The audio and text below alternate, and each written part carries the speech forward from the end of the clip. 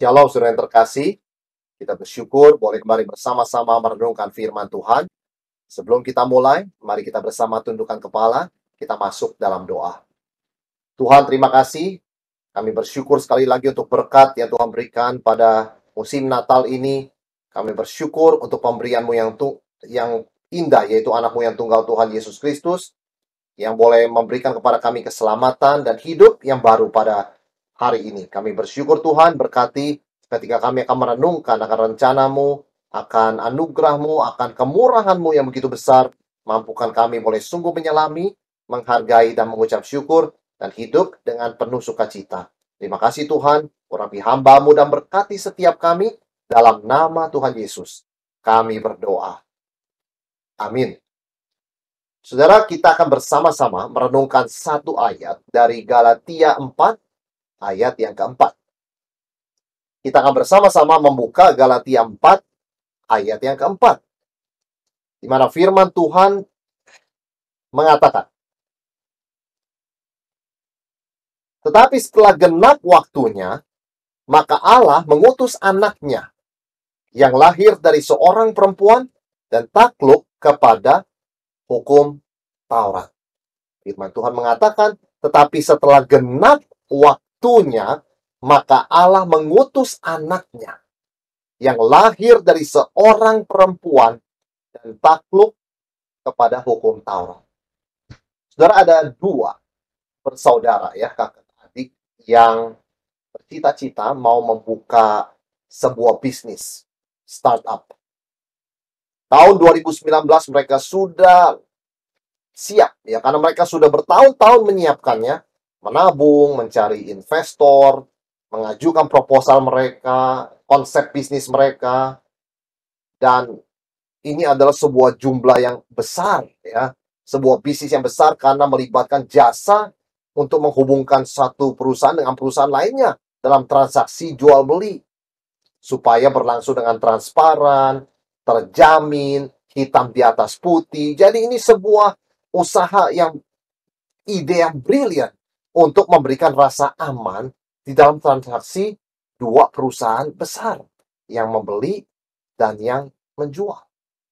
Usaha akan segera dimulai tahun 2019, surat semua sudah ditandatangani, izin sudah keluar, tapi tiba-tiba pandemi datang. Pandemi datang, saudara sekalian. Momen itu terjadi. Ada orang berkata kepada mereka, wah, kamu membuka usaha baru, merintis usaha baru di dalam pandemi. Mereka mengatakan, bad timing. Saudara, bad timing, mereka katakan. Dua kakak beradik ini agak terpukul. Oleh sebab siapa yang menyangka? Tiba-tiba roda perekonomian, segala transaksi seperti berhenti karena adanya pandemi COVID-19. Saudara sekalian, momen itu, ketika itu terjadi, mereka merasakan it's bad timing. Kok bisa terjadi satu krisis global di mana perdagangan dan travel itu berhenti? Tidak ada orang menyangka, termasuk saudara dan saya juga. Jangankan mereka. Tetapi intinya saudara sekalian, ada banyak aspek dan peristiwa kehidupan ini di mana kita bisa mengatakan, wah ini bad timing. Saudara, saya pernah dengar sebuah keluarga ya, ada seorang bersaksi begini tentang keluarganya. Dia mendapatkan info dari bosnya ya, mengingat pandemi, dia akan dirumahkan mulai minggu depan. Saat yang sama, dia ditelepon oleh istrinya yang berkata, guru mau ketemu dengan orang tua anak kita, yaitu kita. Karena anak kita tingkah lakunya tidak baik di sekolah, dan hasil nilai pelajarannya pun tidak baik. Dan saat yang sama, anak yang satunya menunjukkan gejala COVID. Saudara, ketika berita-berita itu didengar di telinga saudara ini, dia mengatakan, this is very, very bad timing. Kenapa saat pandemi justru mereka memerlukan banyak biaya, dia malah dirumahkan? Saat yang sama anak mengalami masalah di sekolah, dan anak yang satunya berada dalam situasi gejala COVID-19. Saudara, itu yang sering kali disebut orang dengan istilah perfect storm. Berapa faktor semacam malapetaka yang menjadi satu semuanya. Pada momen itu, saudara itu dengan jujur berkata, sebetulnya saya bertanya, apakah God with us? Apakah Tuhan beserta dengan kami? Atau jangan-jangan God is against us? Tuhan itu melawan kami. Oleh sebab semua ini terjadi, very bad timing. Di mana Tuhan? Kenapa dia tidak mencegah 2 atau 1 masalah, tetapi 3-tiganya datang saat yang bersamaan? Saudara, ketika kita bicara Christmas, kita bicara soal apa? Timing. Karena firman Tuhan yang kita baca tadi mengatakan setelah genap waktunya, when the fullness of time came, timing. Allah mengutus anaknya, lahir dari seorang perempuan. Artinya ayat ini mengingatkan kita, seringkali dari perspektif kita, hal-hal ini adalah bad timing. Tetapi firman Tuhan yang bicara mengenai kelahiran Yesus mengingatkan kita bahwa Tuhan mengontrol timing. God is in control of timing. Kedatangan Yesus di dunia adalah dalam waktu yang telah ditetapkan. Setelah diumumkan dan diberitakan, dinubuatkan oleh para nabi. Pada waktunya, Yesus lahir. Jadi, hal pertama yang saya ingin kita bersama renungkan di dalam suasana memperingati kelahiran Tuhan Yesus adalah God's perfect timing. Berbeda dengan our sense of timing. Waktu Tuhan berbeda dengan sense kita tentang waktu.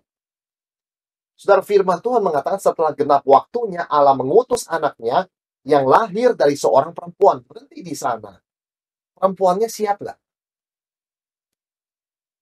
Perempuannya siap nggak? Dari sudut Tuhan, perfect timing. Kita bicara dari sudut Maria. Kaget Maria ketika Gabriel mengumumkan bahwa dia akan mengandung oleh Roh Kudus, mengandung juru selamat dunia. Dan Maria menurut beberapa penafsir usianya 14-15 tahun. Siapa yang siap? Is it good timing? Tidak. It's not good timing. Bagi Maria yang masih remaja, masih muda itu bukan good timing, saudara sekalian. Sebab itu dalam Lukas 1 ayat 34, Maria berkata kepada Gabriel, bagaimana hal itu mungkin terjadi?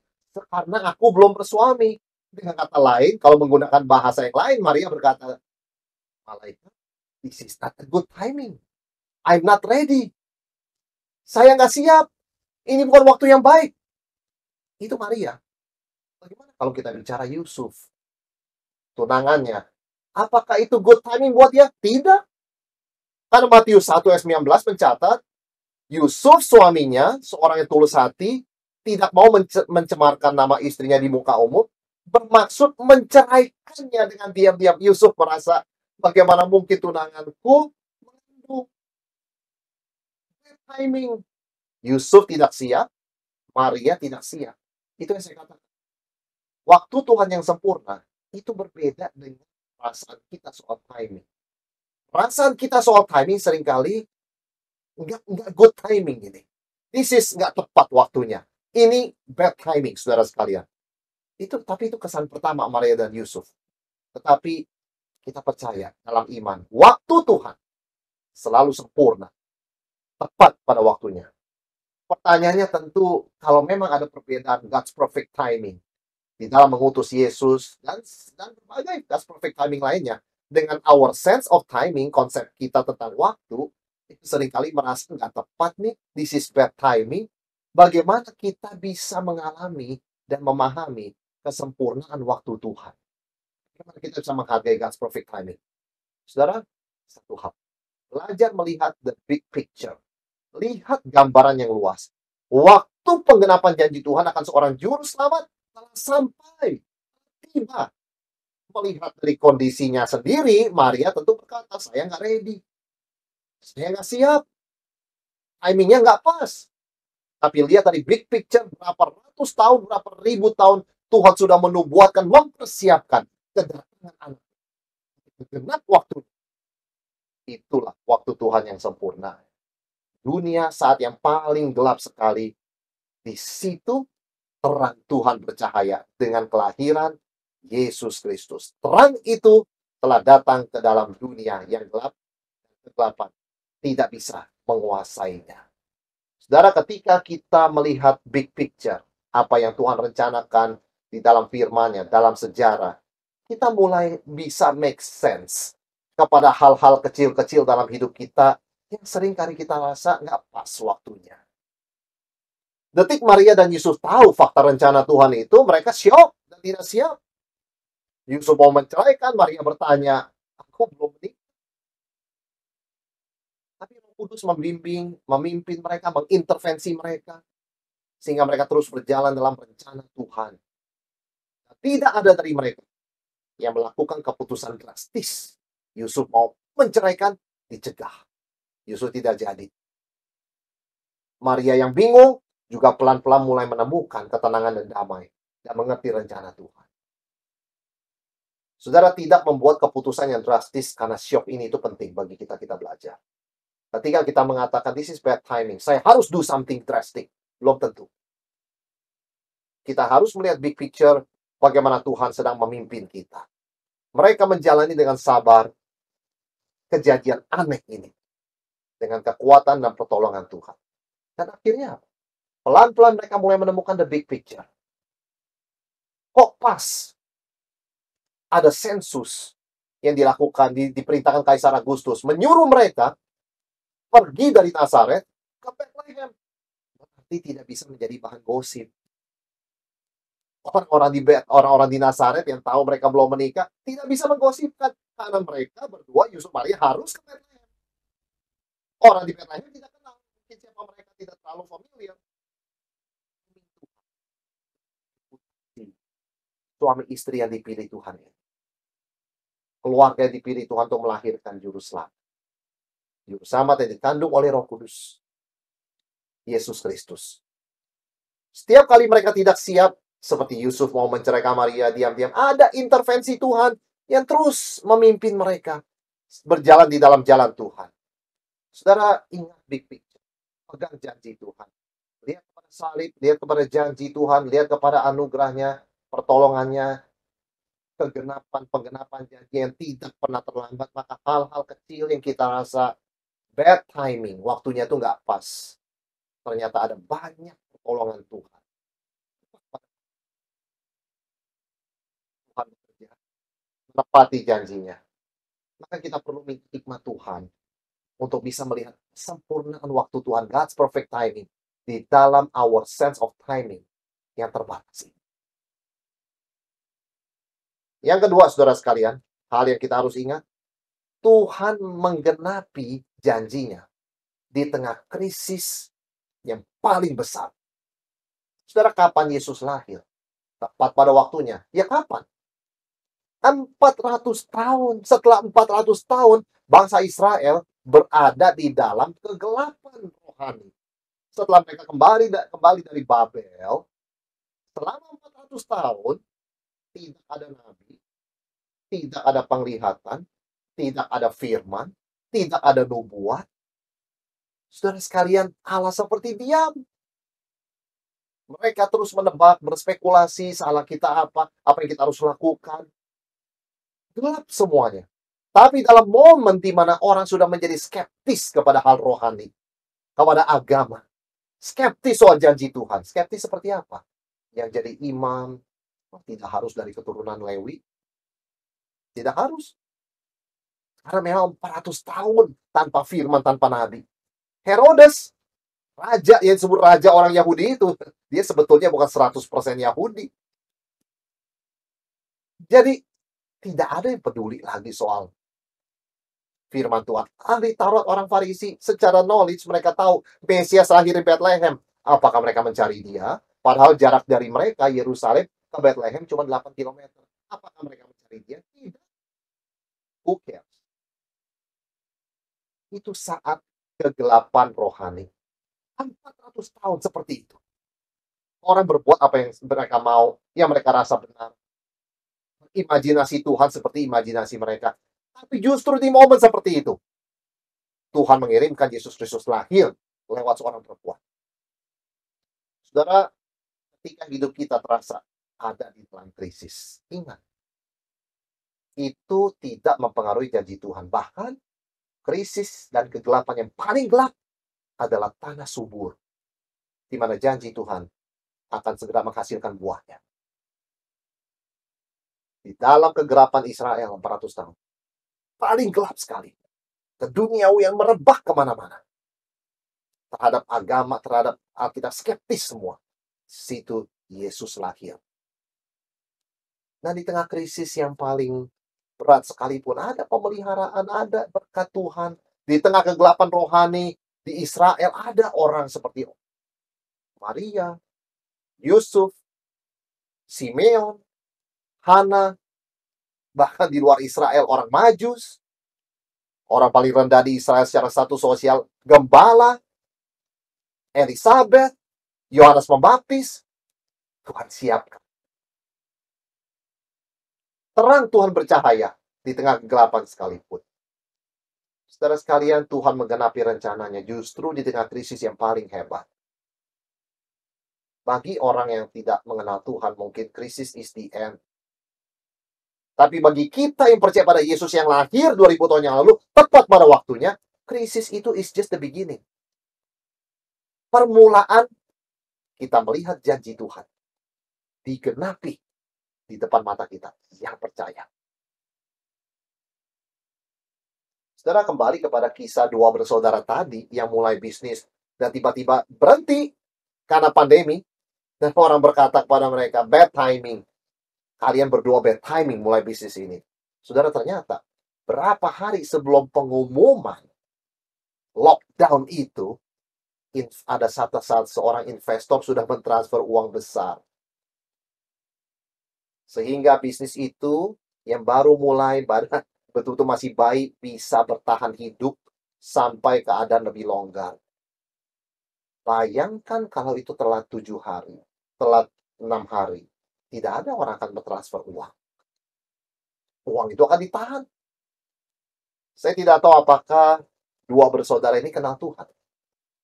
Dan bisa melihat ini sebagai campur tangan Tuhan di tengah kesulitan mereka yang mendadak datang. Dan juga untuk banyak orang. COVID-19, pandemi. Tetapi saudara sekalian, kalau kita sungguh-sungguh membuka mata iman kita, melihat dengan mata iman kita, membuka hati, pikiran kita, kita bisa melihat waktu Tuhan selalu sempurna, meskipun kita nggak berasa seperti itu. Kita mungkin berasanya bad timing, but it's always perfect. Dan kita akan selalu bisa melihat yang kedua. Crisis is just the beginning. Crisis is just the beginning. Bukan the end. Kita akan bisa melihat bagaimana Tuhan menyatakan dirinya sebagai Allah yang in control. Yang mengontrol jalannya sejarah dan situasi hidup kita. Dan kita, sebagai orang percaya, bisa peka akan hal-hal ini. Saudara yang terkasih, Tuhan tidak pernah terlambat. Sekalipun sense of timing kita nggak pas ya. Kita selalu nggak akurat lah. Kita merasa ini bad timing, kurang tepat, nantilah, itulah, dan sebagainya. Tapi that's perfect timing. Waktu Tuhan yang sempurna itu tetap berjalan. Tuhan tetap mengeksekusi rencananya. Waktunya. Ketika dia mengutus Yesus Kristus lahir di Bethlehem 2000 tahun yang lalu. Melalui rahim Maria. Dalam krisis yang paling hebat, kita bisa bersandar kepada kesetiaan dan hikmat Tuhan dan kasih kepedulian Tuhan yang tidak pernah melupakan anak-anaknya dalam momen yang paling gelap. Kembali yang kita baca di Galatia 4 ayat 4, tetapi setelah genap waktunya, maka Allah mengutus anaknya lahir dari seorang perempuan dan takluk kepada hukum Taurat. Saudara, bukan hanya kelahiran Yesus, itu adalah satu contoh ya, satu bukti betapa perfectnya timing Tuhan. Tapi penderitaan kematian Yesus pun, Alkitab katakan, itu adalah demonstrasi kesempurnaan waktu Tuhan. Karena dalam Roma 5 ayat 6 dikatakan, karena waktu kita masih lemah, belum percaya, belum kenal Tuhan, Kristus telah mati untuk kita orang-orang durhaka pada waktu yang ditentukan Allah. Momen kita masih di dalam kegelapan paling gelap melawan Tuhan, musuh Tuhan. Di situ tepat pada waktunya, Yesus mati. Kristus mati pada waktu yang telah ditentukan Allah. Dia lahir pada waktu yang ditentukan Tuhan. Dia mati pada waktu yang ditentukan Tuhan. Dia bangkit pada waktu yang ditentukan Tuhan. Seluruh kehidupan Yesus, Tuhan kita, Tuhan Juru Selamat kita, adalah demonstrasi kesetiaan hikmat Tuhan dan kasih Tuhan yang selalu menepati janjinya tepat pada waktunya. Perfect. Tidak kurang dari perfect, saudara sekalian. Sehingga ketika kita mengerti Galatia 4 ayat 4 bagaimana Tuhan mengutus anaknya dalam waktu yang tepat, apa yang kita bisa pegang dalam hidup ini? Kita bisa percaya penuh. Pertolongan Tuhan, anugerah Tuhan tepat pada waktunya diberikan kepada kita. Ibrani 4 ayat 16. Ini yang firman Tuhan katakan. Sebab itu marilah kita dengan penuh keberanian menghampiri tahta kasih karunia supaya kita menerima rahmat dan menemukan kasih karunia untuk mendapat pertolongan kita pada waktunya. Saudara, Tuhan tidak pernah terlambat dalam hidup saudara dan saya. Anugerah itu terbuka lebar aksesnya karena Kristus telah lahir, mati, dan bangkit. Menyucikan kita sehingga kita punya akses masuk ke takhta anugerah Tuhan dan mendapatkan pertolongan kita always on time. Tepat pada waktunya. Waktu Tuhan. Ketika kita merasa this is bad timing. Ini waktu yang tidak baik. Saudara, mari kita minta hikmat Tuhan. Tuhan, buka mataku, buka hati pikiranku untuk melihat waktumu yang sempurna dan apa yang kau kerjakan sekarang. Kita menantikan waktu Tuhan, tapi ingat, kita tidak pasif. Kita tidak diam-diam saja waktu menantikan waktu Tuhan yang sempurna. Kita datang pada Tuhan dalam doa, kita lebih dekat dengan Tuhan, kita lakukan perintah Tuhan. Ketika Maria Yusuf mendapat kabar yang shocking itu, bahwa mereka akan dipilih menjadi keluarga untuk melahirkan juru selamat, membesarkan Yesus. Saudara sekalian, apa yang mereka lakukan? Mereka tetap menjalankan tugas tanggung jawab mereka. Pelan-pelan Tuhan menyingkapkan. Apa waktunya? Always sempurna. Maka di tengah pergumulan kita dengan peristiwa-peristiwa yang terjadi, hal-hal yang mungkin kita tidak mengerti, kita bergumul dan berdoa, mohon berkat dan pemeliharaan Tuhan. Dan kita bersyukur dalam hal yang kecil-kecil sekalipun, Tuhan memperlihatkan kepada kita bahwa Dia tidak pernah too late, tidak pernah terlambat. Saudara, ada seorang yang menjelang Natal menderita sakit lutut, sakit sekali. Dia sebetulnya mengeluh, mengapa lutut saya ini sekarang jadi sakit dan saya harus dioperasi. Akhirnya dengan terpaksa dia harus menjadwalkan operasi lutut. Sebelum operasi lutut dilakukan, dia harus diperiksa seluruh kesehatannya. Dan dokter sangat terkejut ketika meriksa seluruh keadaannya, menemukan jantungnya tersumbat 90%. Artinya, it's just a matter of time. Sewaktu-waktu, heart attack, serangan jantung itu bisa membunuh dia. Dan ini tidak ketemu. Tidak akan ketemu. Dia tidak merasa. Ini tidak akan ketemu kalau dia tidak ada sakit lutut yang begitu sakit sehingga harus dioperasi. Sehingga harus dicek semuanya. Mungkin pada awalnya dia mengatakan, kenapa sakit lutut ini waktu Natal? Very bad time. Tapi Tuhan tidak pernah terlambat. Dia diselamatkan dari kemungkinan risiko serangan jantung tepat pada waktunya. Ketika sudah tersumbat 90%. Saudara sekalian, kita bersyukur Tuhan kita begitu sabar, setia, peduli, penuh kasih. Tidak pernah terlambat menolong kita. Dia lebih peduli kepada kita daripada kita peduli kepada diri kita sendiri. Karena dia tahu yang terbaik. Dan dia sabar ketika kita tidak mengerti. Ketika kita merasa dan syok dan merasa this is bad timing. Tetapi kita dalam iman yang terdalam kita percaya Tuhan. tidak pernah dusta, tidak pernah ingkar janji, selalu setia, dan tidak pernah terlambat. Dia peduli kepada kita dalam segala pergumulan kita. Pada genap waktunya, ketika genap waktunya, Allah mengutus anaknya, lahir dari seorang. Tuhan kita Allah Immanuel, Allah yang menepati janji, tidak pernah terlambat. Mari kita masuk dalam doa.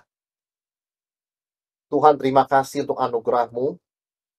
Kami bersyukur di tengah-tengah pergumulan hidup kami punya Tuhan yang selalu beserta kami, Allah Immanuel, yang selalu matanya tertuju pada kami, memperhatikan segala kebutuhan dan situasi kami, dan tidak pernah terlambat menolong kami. Tuhan, terima kasih. Ingatkan kami akan kasih-Mu, kesetiaan-Mu. Ingatkan kami akan kepedulian-Mu ya Tuhan, dan hikmat-Mu yang selalu mengambil keputusan yang terbaik, waktu yang terbaik. Tuhan, tolong kami ketika kami merasa dalam hidup ini berapa hal yang terjadi, bukan waktu yang tepat, tapi percaya Tuhan, Engkau sedang menggenapi janji-Mu, dan apa yang terjadi tepat pada waktunya. Kami percaya kepada janji-Mu, kami percaya kepada berkat dan pemeliharaan-Mu Tuhan, yang memampukan kami boleh tetap hidup dan berkarya, bekerja, melayani di dalam dunia ini. Untuk kemuliaan Tuhan dan menjadi berkat buat sesama. Terima kasih untuk Yesus yang lahir 2000 tahun yang lalu, genap pada waktunya. Terima kasih untuk Yesus yang mati pada waktu yang ditentukan Tuhan, ketika kami masih lemah dan tidak suka dan tidak mau dekat dengan Tuhan. Terima kasih Kristus yang telah bangkit ketika kami belum tahu apa-apa. Tuhan lebih dulu tahu apa yang kami butuhkan sebelum kami membuka mulut kami, sebelum kami menyadari itu. Terima kasih Tuhan untuk waktu yang sempurna. Berkati setiap kami, berkati jemaat-Mu. Dalam nama Tuhan Yesus, kami berdoa. Amin.